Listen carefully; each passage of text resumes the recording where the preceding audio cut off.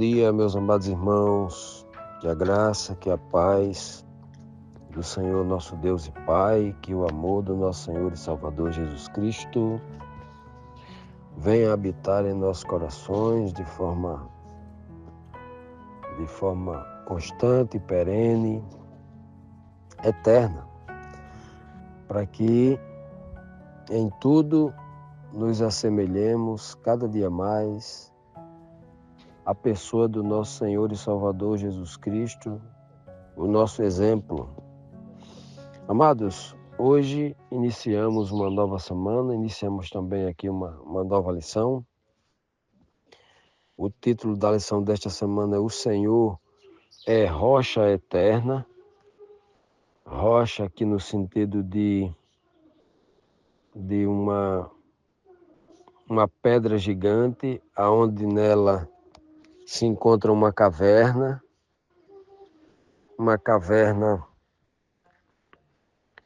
como uma espécie de abrigo, né? Uma casa, uma morada, nesse sentido, né? Rocha eterna. Um termo muito usado nas Escrituras, principalmente por Davi, né? Davi usava muito isso. O Senhor é o meu refúgio, é a minha fortaleza. Então, Davi usava muito essa questão porque há muito tempo morou em caverna no deserto, principalmente no deserto de En-Gedi, próxima região ali na Judéia, próxima região de Jerusalém. Era para onde fugia, né? Então esse termo aqui, rocha eterna, é muito usado por Davi. E aqui o profeta messiânico, né, está usando esse termo, rocha eterna. Algum tempo depois de Davi, ele vai usar esse termo, né, rocha eterna. Que coisa bonita. E o texto aqui, o verso síntese, está em Isaías 26, verso 4, que diz assim: confia no Senhor perpetuamente, porque o Senhor Deus é uma rocha eterna. E na cultura hebraica, né, e na nossa cultura também, né, que tem assim muitas coisas em comum, um símbolo de eternidade é a rocha. Quando as pessoas dizem, ó, escreveu na rocha, porque é para a eternidade, tem muito disso, né? Rocha, um símbolo de eternidade. Você escreve na areia, vem a água do mar e apaga. Mas quando você escreve na rocha, não tem essa possibilidade, né? É por isso que Deus escreve os 10 mandamentos, a primeira coisa a ser escrita, para que daquela escritura, né, fosse produzido todo o resto das escrituras. É um grande símbolo de eternidade, né? De uma palavra que não passa, a palavra de Deus não passa. O próprio Isaías vai escrever isso, aqui em Isaías 40, verso 8, né? Deixa bem claro que as árvores, o reino vegetal, as folhas murcham, caem, mas a palavra do Senhor escrita na rocha, ela permanece para sempre, né? Permanece para sempre. É uma grande mensagem que nós temos das Escrituras Sagradas aqui. Continuando, meus amados, vamos para a nossa primeira pergunta da lição desta semana, né? A primeira pergunta diz assim: como louvará Judá ao Senhor em reconhecimento aos seus feitos? O texto diz: naquele dia, o povo de Judá cantará este hino: a nossa cidade é forte, Deus nos protege com altas muralhas. Abra os portões da cidade e deixem entrar o povo que é fiel a Deus e que faz o que é direito. Tu, ó Senhor, dás paz e prosperidade às pessoas que têm uma fé firme. As pessoas que confiam em Ti, confiem sempre no Senhor, sempre em Yahvé, né? Pois Ele é o nosso eterno abrigo. Veja que aqui é o mesmo verso final aqui, né? O verso 4, o verso síntese, que a gente leu anteriormente, mostrando que o Senhor Deus é uma rocha eterna. Aqui, nessa versão, já mostra que ele é nosso eterno abrigo, o que eu tinha comentado no texto anterior, né? Que rocha, nesse contexto aqui, é também um sentido de uma caverna cavada numa rocha, onde é um abrigo, né? Imagine um abrigo dentro de uma caverna, numa rocha. Existe lugar mais seguro? Você pode até construir uma casa muito bonita, colocar um teto, telhas, colocar tudo direitinho lá. Mas não é tão seguro quanto uma caverna dentro de uma rocha, né? Ali não tem perigo de nada, ali não ventania, inundação, nada pode mexer com aquilo ali, né? Nem um terremoto, né? Pode afetar uma caverna, um abrigo dentro de uma caverna maciça, né? Um buraco numa caverna maciça, né? Então é algo que é símbolo, né, de eternidade, né, com muita beleza, que é escrito desta forma aqui, né? O texto começa dizendo que o povo de Judá, claro que essa promessa aqui, ela tem um contexto, né? E o contexto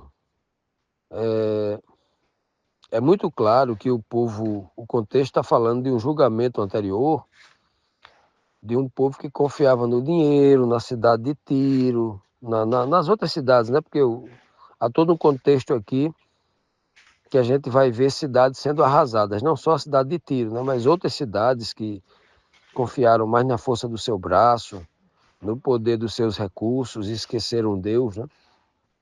Várias cidades, Babilônia, Egito, e tantas outras, né?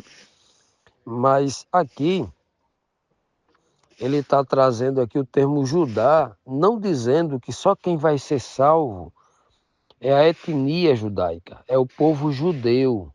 Não, nesse contexto aqui, está sendo posto desta forma, nos dias de Isaías, porque neste momento os judeus eram o remanescente.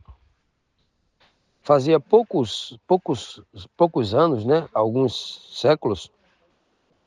séculos, em que o povo de Israel, no governo de Roboão, filho de Salomão, ele, rei de Judá, havia se dividido.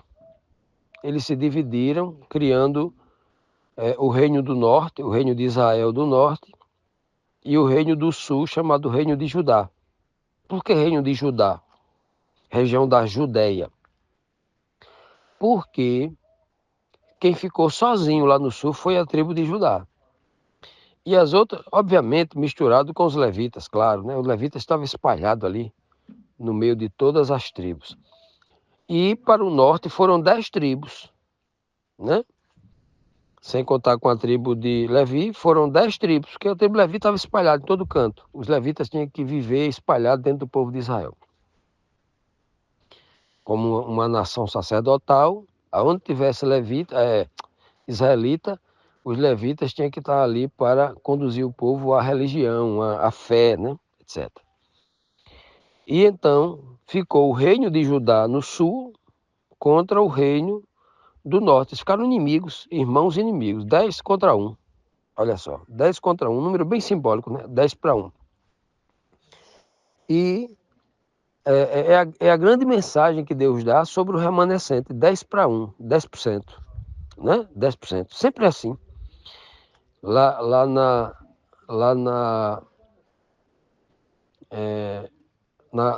no ajuntamento do remanescente, em que Gideão fez um exército, né, para enfrentar os midianitas, de 32 mil sobraram só 300, 1%, né? Sempre a questão 1, 10, né? 1 para 10, né? Sempre assim. E a gente vai encontrar esse número se repetindo muitas vezes nas escrituras sagradas, né?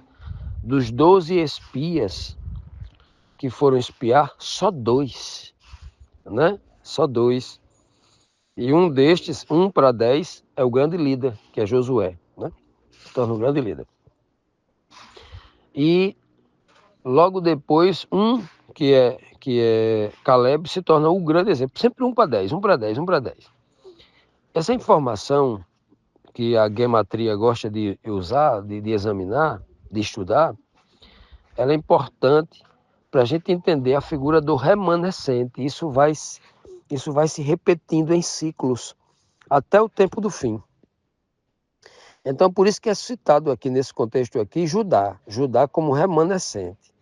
Em outras palavras, ele está dizendo assim, naquele dia, e naquele dia o termo sempre também está vinculado não só ao dia do cumprimento da profecia, mas também o dia do cumprimento final, que é a partir do retorno da volta de Cristo, quando os santos adentrarão para sempre pelas portas da vida eterna, né? A Bíblia diz que aquela cidade será forte. E qual é a cidade que é forte? Porque todas as outras cidades foram destruídas, inclusive Jerusalém. Claro que ele não está falando aqui da cidade, da capital dos judeus, né?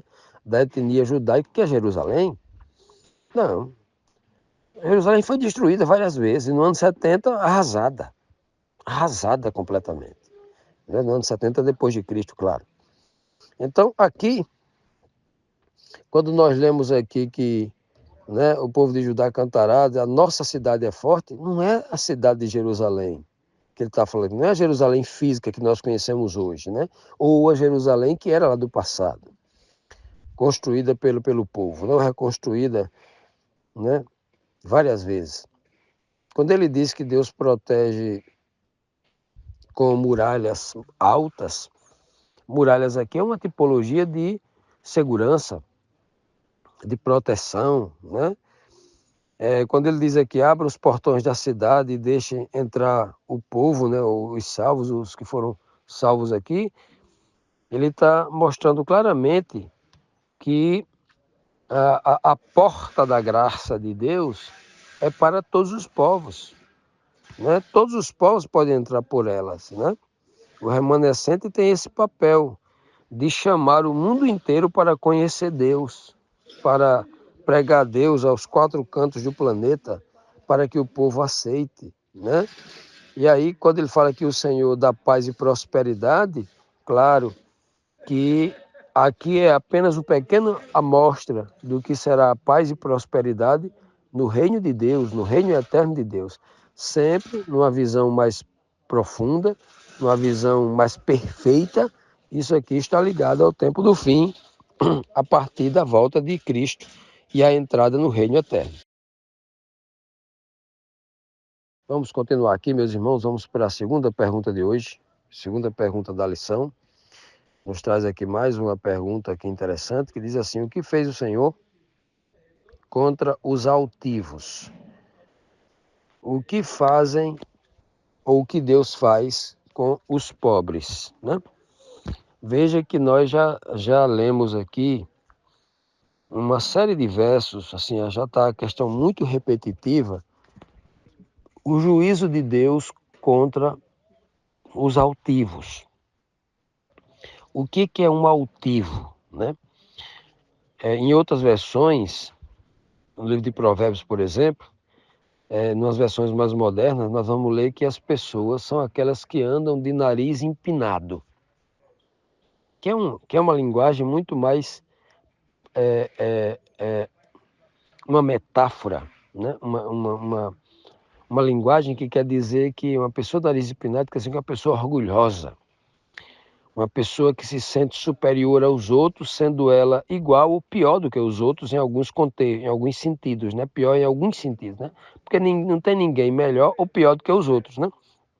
Todas as pessoas têm determinadas virtudes e determinados defeitos, todos, sem exceção, né? Então, o nariz empinado, o altivo, é aquele que é orgulhoso, que se sente melhor, que se sente superior, né? E neste pensamento está um equívoco. O equívoco de lançar fora a humildade. A humildade, que é uma virtude da sabedoria. A virtude da humildade me faz aprender a verdade. O defeito da altivez faz com que a pessoa se sinta que não precisa aprender mais nada com ninguém, nem com Deus, com nada. Porque ele não precisa da ajuda de Deus, né? Ele não precisa da graça de Deus, da salvação de Deus.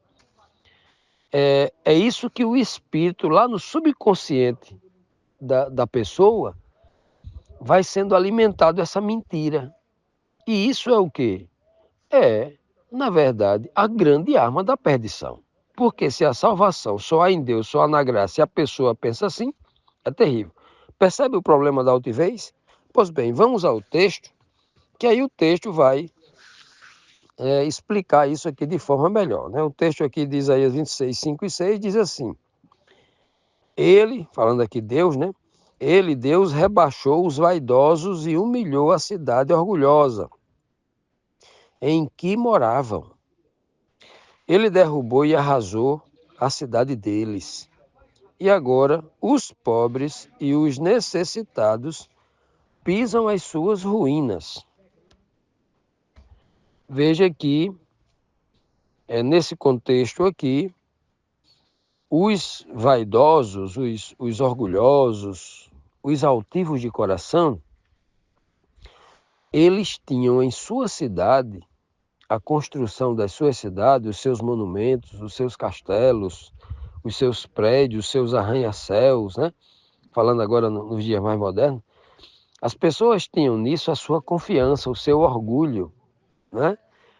Eu não sei quantos lembram, mas